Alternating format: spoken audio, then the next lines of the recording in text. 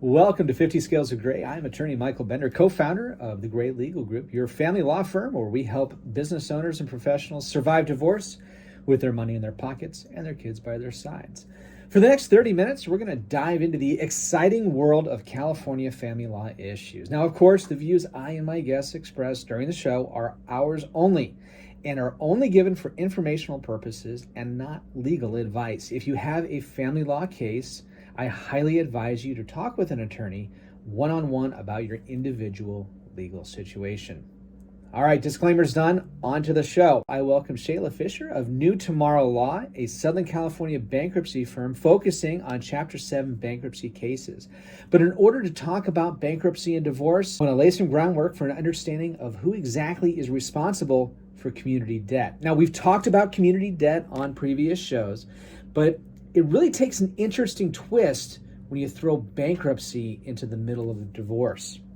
All right, first, the underlying basics of a bankruptcy. It's that in bankruptcy, specifically a Chapter 7 bankruptcy, you get rid of all of your debt without having to repay any of it. Most of the time, you can also protect and keep your property. Most of the time, you can also protect and keep your property from any creditors out there who you owed money to. But this is only to those third-party creditors. What I mean by third-party creditors, it's the credit card company, the auto loan company, mortgage, personal loans, medical bills, those collection companies, the harassing phone calls that you get. When you complete a bankruptcy case, your obligation to pay those debts to those third-party creditors go away. But now, throw in the wrench of a divorce. Get rid of your personal obligations to that third-party creditor in a bankruptcy. If your spouse also owes debt to that creditor or that same debt to that creditor, you're not going to have to pay back the creditor anymore. But guess what? In your divorce, you still have to divide up that community debt. It still exists out there, and your obligation to the community still exists. Okay, here is an example. I actually had a case one time. I was representing husband. Wife, in the middle of a divorce case, she filed for bankruptcy. She discharged her obligation to pay the credit card company. It was debt that they both racked up during the during the marriage, so it was community debt, jointly owned by her husband. So in court, she comes up to me and she says, "Oh, I filed for bankruptcy. I'm not responsible for that debt anymore, and it is 100% husband's responsibility now." She wouldn't even agree to have it in the divorce judgment because she no longer owned it. Well, she was wrong. She actually thought that if she discharged her debt to the creditor, it could no longer be awarded in the divorce, and she could get an equalization or a full value of all the property with giving all of the debt to the husband. Basically, she figured, hey, here's our community property. I'm going to get one half of the value of the community property without any consideration for any debt that's out there.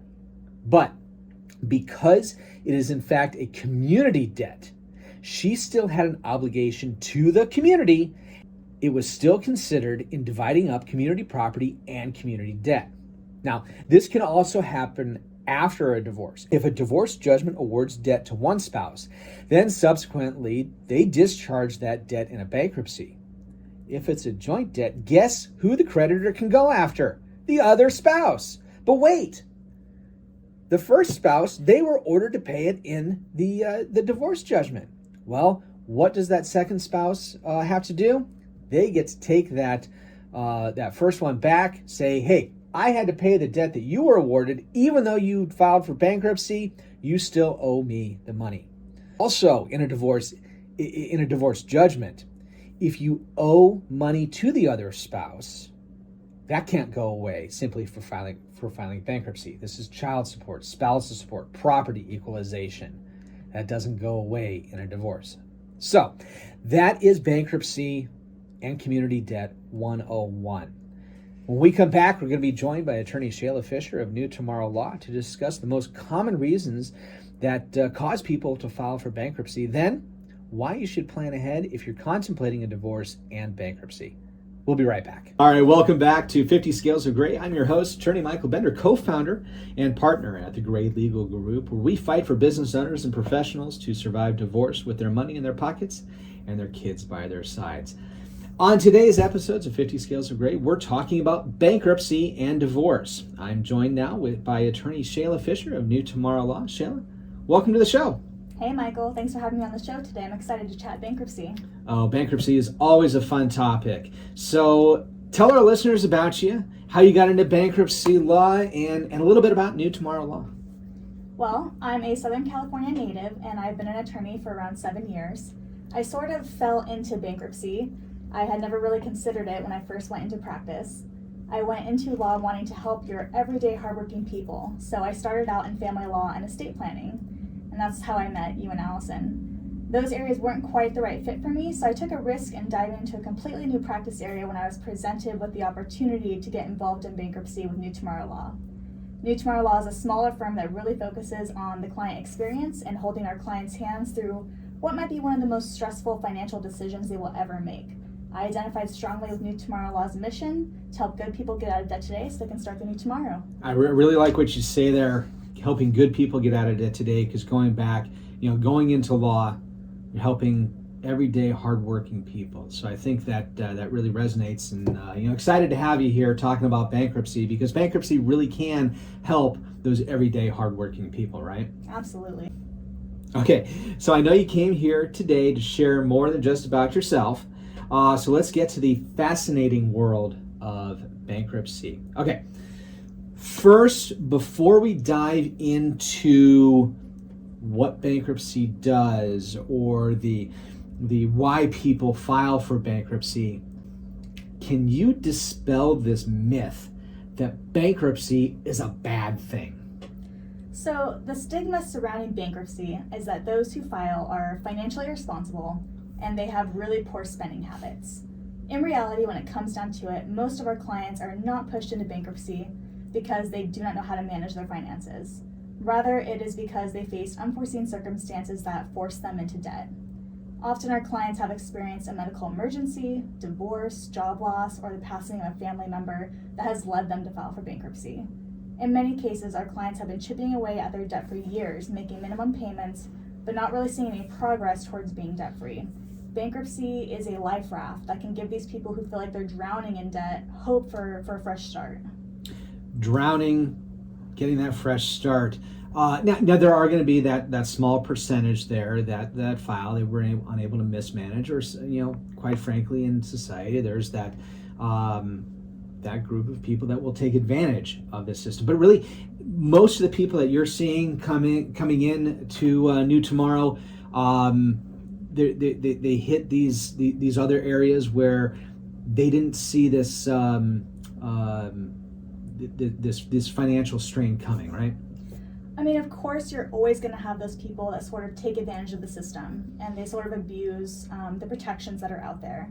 And you sort of see that, and we sort of screen for those types of clients. And the majority of people that I see, they really just have hit really difficult times, and they are facing circumstances that they never pictured themselves in. And so we are really focusing on helping those people that are hardworking and they're trying to find the best solution for how to manage their debt and make better financial decisions going forward. Okay. Well, I know you came here prepared with a list, done some research here. Now, on a bankruptcy petition, you don't actually have to put down why you're filing for bankruptcy. So this is just research that is done by various institutes there. But you came here with a list of the 5 most common reasons people file for bankruptcy. So I want to go through that list with you. Maybe somebody out there, this resonates with somebody out there. They didn't realize, hey, I've fallen into this situation. You might be able to help them out. So why don't you start off here with number 5? Sure. So the 5th most common reason that people file for bankruptcy is unexpected expenses. Now, this could be due to property loss, theft, natural disaster, or, the COVID-19 pandemic. The pandemic over the last 2 years. All of these things are just way beyond our control, and any one of them may result in a significant expense we're just not prepared for. People that lacked health insurance, or racked up all this insane medical debt during the pandemic. These things create a large financial burden that can result in significant debt, and people have no way of really digging themselves out of this debt. So I've seen studies, and I don't have specifically the percentages and all this, but most Americans, they're living paycheck to paycheck. So Absolutely. living paycheck to paycheck, you get these unexpected expenses. You probably didn't have a budget anyways. These unexpected expenses, they come out of the blue. They really create a significant impact on credit, on debt. It just piles up there, and they're not able to come out of it, right? And these expenses, they're often necessary expenses. These aren't just, random things that people want. People aren't going out and buying luxury goods. These are medical expenses. These are, I was laid off and I still have to pay my bills. I still need gas and groceries for my kids. I need to get my kids to school. My kids, are involved in sports and activities. And these people aren't just out there, spending willy-nilly. They're just living life. And food on the table for the kids, opportunities for the kids, food on the table for themselves, roof over their head, still have to maintain these obligations. So yeah, I mean, these definitely, these unexpected expenses can put somebody in a bind. And bankruptcy is there to help them eliminate those. And bankruptcy is there to really just help them get that fresh start. Exactly. All right. Number 4, most common reason to file for bankruptcy. And this is near and dear to the show here. Divorce or separation. Tell us how divorce or separation could lead somebody to need to look at filing for bankruptcy. So divorce can cause a tremendous financial strain on everyone involved. It involves people separating households and starting to pay for their own expenses separate, outside of the marriage. And this can be a lot more expensive overall, and will just take sort of a shift in how they spend. Now, a lot of the times, the experience that we see, I can go into the top 5 reasons that people file for divorce. Near the top is going to be financial issues. Husband, wife, they're going through a divorce, or what led to the divorce was the inability to maintain their finances, the strain of living paycheck to paycheck. And you're taking that strain in a divorce, and now you're creating 2 households out of that. I can definitely see, and we're going to get more on this when we talk about preparation for a divorce and filing for bankruptcy, but I can definitely see that significant extra financial burden, weight on the shoulders that a divorce is going to bring. And that doesn't even include all the attorney's fees involved in filing for divorce. Hey, we definitely don't want to bankrupt out of those attorney's fees. So, okay. Carry on with, let's continue on with the number 3 reason. So the third most common reason people file bankruptcy is poor use of credit. And this is where you do see those people who don't really know how to manage their finances. And it more stems from a lack of financial literacy. It is people who don't understand how credit cards work. They don't understand the high interest rates or what they're signing on to. And so they get in over their head, and before they know it, the debt and the interest has just compounded, and they don't know how to get a hold of it. Now, one interesting thing that I know about bankruptcy, and maybe you can expand upon this, you talk about that financial literacy. Maybe they did have that poor use of credit. They weren't able to maintain their finances. We had the fortune of having Tiffany Cross on recently of Dedicated Credit Repair. She teaches a financial literacy course for teenagers. That's one of her passions. Well, going through the bankruptcy process, what education does a debtor get during the process, to emerge to not be in the same situation after they get rid of all their debt? So going through bankruptcy, the bankruptcy courts require that debtors complete what's called debtor education courses. And these are mandatory online courses where it gives them a little basis, in financial literacy moving forward so they don't make the same mistakes. Additionally, our firm is actually working on creating a financial literacy course for our clients moving forward so we can better assist them in the year following their bankruptcy case to help them in making smarter financial decisions. Still in the works though. It hasn't been rolled out yet, but we are working on it. So getting that education out there. So the bankruptcy only requires a certain amount, kind of just checking those boxes. But really, if somebody has filed because of the poor use of credit, they didn't understand what was going on, they really should take that extra step and go, okay, I'm coming out of bankruptcy. I really need to make sure that this doesn't happen again to me, right? Right, and it is basic sort of financial knowledge too. A lot of people don't know how to, let's say, make a budget. A lot of people don't know, how much they should be spending on rent or their basic necessities, how much they should be saving for retirement, how much they should put away for a 6-month, savings account. A lot of those calculations definitely are not at the forefront of people's minds, especially these days with inflation, with people are so focused on just getting by, and like you said, they're living paycheck to paycheck, they're not really focused on the big picture all the time. Okay, so talking about living paycheck to paycheck, number 2, when you lose that paycheck, number 2 most common reason to file for bankruptcy is that job loss. Tell us about that. Absolutely. So especially during the COVID-19 pandemic, so many people were laid off. There were just numerous layoffs, furloughs. A lot of people just even got fired.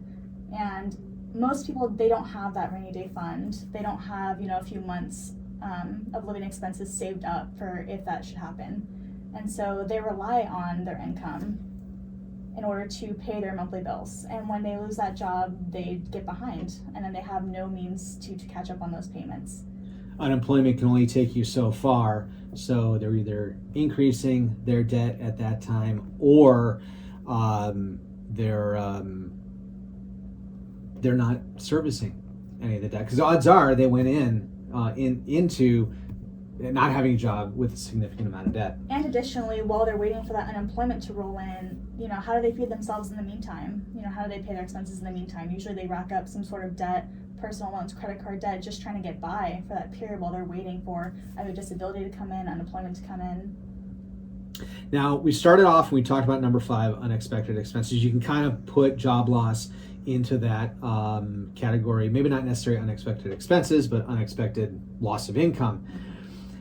You pulled out number 1 here, kind of made that stand on its own from unexpected expenses. I would argue that most of this category we're going to talk about right now is unexpected, but it's really tell us why this was pulled out, what we've seen with regards to the number 1 most common reason people file for bankruptcy. So a lot of our clients come to us because they have racked up an insane amount of medical debt from an unforeseen medical emergency. They just have hospital bills, ambulance bills, physical therapy. I mean, you name it, it's just a ton of medical debt that they have no means to pay, and their insurance either doesn't fully cover it or is just choosing to reject their claims.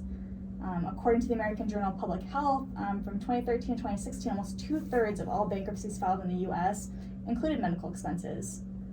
So this is a huge consideration for people that see that stigma in bankruptcy and just think that it is solely because people don't know how to manage their finances, when in reality, we live in a society where healthcare, is a big issue, and it's not being fully addressed. And that health insurance that we all have, it doesn't go as far as we want or we need, and a lot of those additional expenses are racked up. Right, and it can be compounded because when people lose their jobs, so job loss ties into that, they often lose their medical insurance, and then they're just left with nothing. All right, well, there you have it. The top 5 reasons debtors will file for bankruptcy. Now, tell us, to learn more about this topic, schedule a consultation with New Tomorrow Law. How can they contact New Tomorrow? So they can give us a call at 951-880-0800, or they can go to our website, newtomorrowlaw.com, or even shoot us an email at hello@newtomorrowlaw.com. Alrighty, when we come back, Shalah and I are going to go over bankruptcy and divorce planning, why it is important to have a strategy when faced with both of those cases. We'll be right back. Welcome back to 50 Scales of Gray. I'm your host, Attorney Michael Bender, and I'm here with Attorney Shalah Fisher of New Tomorrow Law, a Chapter 7 bankruptcy firm here in Southern California. Shalah, at the top of the show, I talked about divorce and the thoughts that some parties have about filing for bankruptcy at the same time they're going through a divorce. I want to talk now about the importance of thinking things through. I guess we always have to think things through, but the importance of thinking things through before filing for a divorce and a bankruptcy, whether it's before one another, at the same time, all that fun stuff. You've come up with a list here of things to consider. So I'm just going to go ahead and toss the softball to you, and you're going to hit it out of the park, telling us about what we need to consider here. So in a divorce, obviously, we have spouses separating. Can they still do a joint filing, or should they consider doing an individual bankruptcy? Can they do an individual bankruptcy filing if they are still married? So, Michael, the main consideration when you're going through a divorce and you're considering bankruptcy is whether you and your spouse are amicable to a point that you could file jointly, or whether you'd have to pursue bankruptcy separately. If you and your spouse have a lot of joint debt that is considered community debt, it may be the best option to file together while you are still legally married so that the debt is discharged for both of you. Something to be aware of is when you are married, even if you are separated from your spouse, all community assets are pulled into the bankruptcy estate, so they all need to be listed out in your paperwork. This can make it really difficult if you and your spouse are not on good terms, so get all that information and get all your paperwork done. So if you are filing without your spouse, it may also be necessary to obtain a spousal waiver to claim the right exemptions to protect your property. In many cases, it would be a better choice to wait until your divorce is final to file for bankruptcy. These are all considerations you will definitely want to discuss with an attorney in your decision to file either jointly or separately. Of course, got to have that disclaimer at the end there. Talk with an attorney. Call us. Call for consultation. There you go. Well, we got here, a great legal group here on 50 Scales of Gray. Of course, talking here with Shalah of New Tomorrow Law. Bankruptcy, definitely want to call us for these issues. Now, you mentioned things can be difficult. Obtaining a spousal waiver. How difficult is that going to be if you're going through a highly contested divorce? Even if filing for bankruptcy and the family law attorney says you probably both should file for bankruptcy because it's going to be a heck of a lot easier in the divorce, how difficult is it to get a spousal waiver? Well, just think about, having to send your spouse something in the mail and saying, I really, really need you to sign this. That way I can pursue bankruptcy. And think about how willing they're going to be to cooperate, or how they may use this as an opportunity to sort of, make it difficult for you, make your life difficult. So we never see that happen. We have struggled with this with some of our clients, so it's definitely part of the consideration. Definitely understand that. Okay, the next consideration, the automatic stay. Tell us about that. Yes, so the automatic stay is a huge protection in bankruptcy. So when you file for bankruptcy, this goes into effect, and what it does is it essentially protects you from creditors attempting to collect on any debt.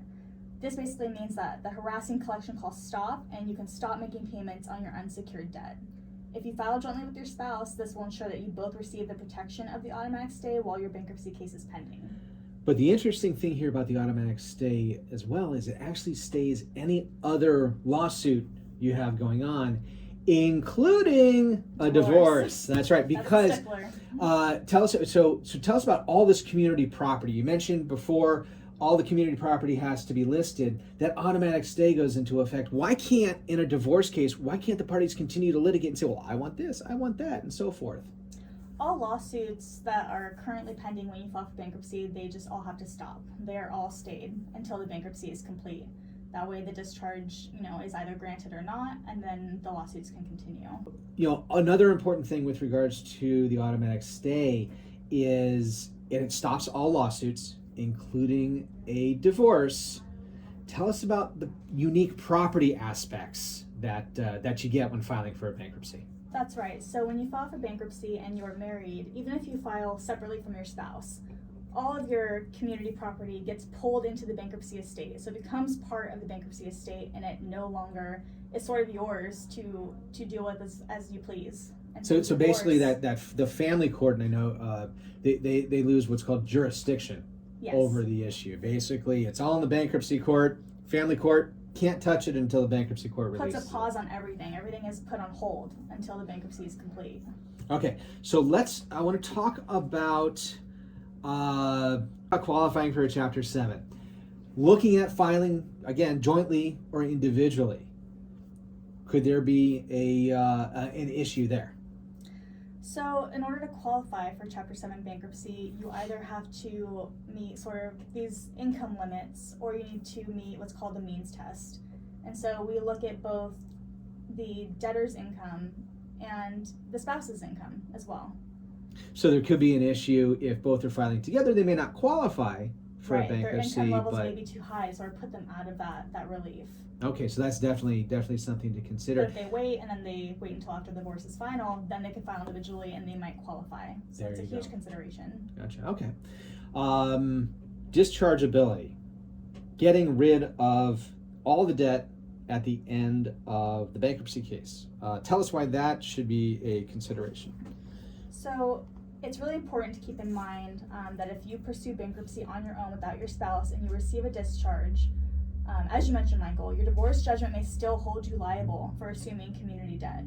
I love that when people just basically, well, I bankrupted, I don't know it anymore. Well, so not so much. You may not be liable to the creditor anymore for that debt, but you will still absolutely be liable to your spouse through the family court to pay that debt if it is assigned to you in that property division. So also post-divorce, we see many people with domestic support obligations. This is spousal and child support, including arrearages they may owe.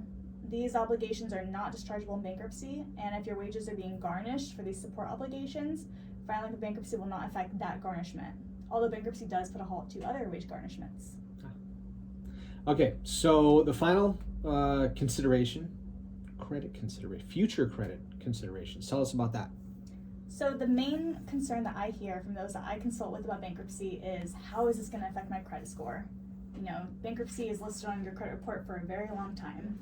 And while it's true that filing for bankruptcy will have a negative impact on your credit score, most people don't realize that within a few years they can completely rebuild their credit. And we work closely with Tiffany Cross, as you mentioned, and refer a lot of our clients to her for her services and her help with that. And that's with dedicated credit repair. Once you're out of debt and you're starting with a fresh slate, it's so much easier for you to improve your credit score because you're no longer dealing with catching up on late payments, debts that have gone to collections, etc. So really looking at this with regards in the context of a divorce, that future credit consideration, hey, I'm going to have to repair this anyways. Am I going to be repairing it on my own and dealing with all of the debt post-divorce? Is there a chance that I could still have some issues if I don't file jointly, but it's still jointly owed, that type of stuff? All that needs to be taken into consideration, right? Absolutely. All these things are big considerations when filing. Divorce and bankruptcy, we see they come hand in hand a lot. So it is something I deal with my clients quite often. Shalah, I want to thank you for being here today. If somebody is interested in exploring bankruptcy, we mentioned this before the last break, remind us the best way that they can get a hold of New Tomorrow Law. Absolutely. For listeners out there who would like to consult with us about how bankruptcy could help them, give our office a call at 951-880-0800. Again, that number is 951-880-0800. We'd love to chat with you about how we can help you get out of debt today so that you can start your new tomorrow. I want to thank everybody out there who tuned in today. Remember, you can join us here every Saturday morning on KATY FM 101.3. For more information about what we've discussed or to contact the Gray Legal Group, go to 50scalesofgray.com. That's 50scalesofgray.com. That's gray with an E. Remember, the Gray Legal Group, because the law is not black and white. Have a great day, everybody.